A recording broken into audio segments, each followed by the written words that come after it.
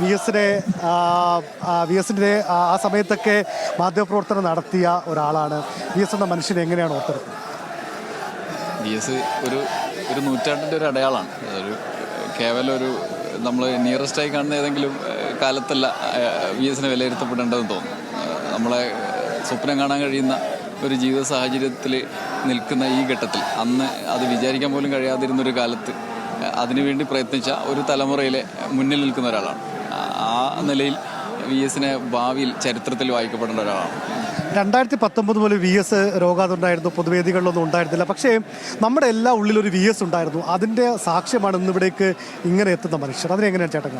V S അതുകൊണ്ടാണ് വ്യത്യസ്തനായി നിൽക്കുന്നതെന്ന് പറയുന്നത്. അത് കേവലമായിട്ടൊരു പ്രത്യേക പോയിന്റിലല്ല വി എസ് ലക്ഷ്യം വെക്കുന്നത്. അതൊരു ഏറ്റവും കൂടിയ നിലയിൽ മനുഷ്യനെ മുന്നോട്ട് നയിക്കാനുള്ള ഒരാളായി എല്ലാവരുടെ ഉള്ളിലുള്ള ഒരു ഫൈറ്ററിൻ്റെ പ്രതീകമായിട്ടൊക്കെയാണ് വി എസ് അടയാളപ്പെടുന്നത്. അപ്പം നമ്മളിലൊക്കെ ഒരു വി എസ് ഉണ്ട് എന്നുള്ള പ്രയോഗം കറക്റ്റാണ്. അത് ജന്മിത്വ നാടുവാഴിത്തത്തിനെതിരായ സമരം മുതൽ, പിന്നീട് നമ്മൾ പാർട്ടിയിലെ ആഭ്യന്തര സമരം മുതൽ, അതിനുശേഷമുള്ള അദ്ദേഹം ഇവിടെ ഇരിക്കുമ്പോഴും ഒരു ഫൈറ്ററാണ്. അത് നിരന്തരമായിട്ട് അയാളുടെ ജീവിതം അങ്ങനെ മുന്നോട്ട് കൊണ്ടുപോകാൻ സഹായിക്കുന്നത് ആ ഒരു മെൻറ്റാലിറ്റിയാണ്, പോരാളി എന്നുള്ളൊരു മെൻറ്റാലിറ്റിയാണ്.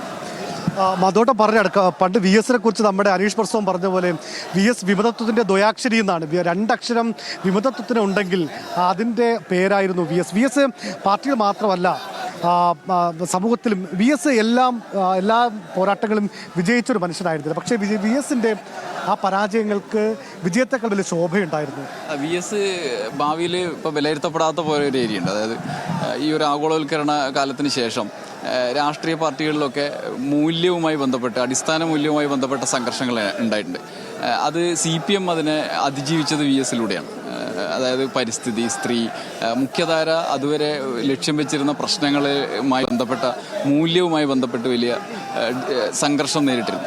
CPM അതിനെ അതിജീവിച്ചത് വി എസിലൂടെയാണ്. അത് നമുക്ക് ആഭ്യന്തരമായി നിരവധി സംഘർഷങ്ങളുടെയൊക്കെ രൂപത്തിൽ വിഭാഗീയത എന്നൊക്കെ പറഞ്ഞ് വിലയിരുത്തിയ കാലത്ത് വി എസിലൂടെ ഒരുപക്ഷെ പാർട്ടിയിൽ അഭയം തേടി വരാം എന്നുള്ളൊരു പ്രതീക്ഷയായി നിന്നു. അപ്പോൾ ആ നിലയിൽ വിമതത്വത്തിൻ്റെ സ്വരം എന്നുള്ളതിൽ ഒരാൾക്ക് ഉണ്ടാവുന്ന വിയോജിപ്പുകളിലും ഈ പാർട്ടിക്കൊപ്പം നിൽക്കാനുള്ള ഒരു ഇടമായിട്ട്, ഒരു ആശ്രയമായിട്ട് വി എസ് നിന്നു. അങ്ങനെ വലിയ ആളുകളുടെ പൊതുസമൂഹത്തിൻ്റെ തന്നെ പ്രാതിനിധ്യം ഈ പാർട്ടിക്കൊപ്പം നിർത്തുന്നതിൽ വി എസ് നിർണായകമായ പങ്കുവച്ചിട്ടുണ്ട്. അങ്ങനെ വിലയിരുത്തപ്പെടേണ്ട ഒരു ആഭ്യന്തര രാഷ്ട്രീയത്തിലും CPMൻ്റെ കാര്യത്തിൽ വിലയിരുത്തപ്പെടേണ്ട ഒരു വ്യക്തിത്വമായി വി എസ് നിലനിൽക്കുന്നുണ്ടെന്നാണ് എനിക്ക് തോന്നുന്നത്. ആ നിലയിൽ ഭാവിയിൽ ചിലപ്പോൾ വിലയിരുത്തപ്പെടും. അത് ഓരോ ഘട്ടത്തിലും വി എസ് അയാൾ നിൽക്കുന്ന ഇടത്തിൽ ആ നിലയിൽ ആളെ കൂട്ടി നിർത്താൻ വി എസിന് കഴിഞ്ഞു. അതുകൊണ്ട് ഓരോരുത്തരുടെയും ഉള്ളിലുള്ള വി എസിനെ വി എസ് ആകർഷിച്ച് അവിടെ നിർത്തി എന്നുള്ളതാണ്.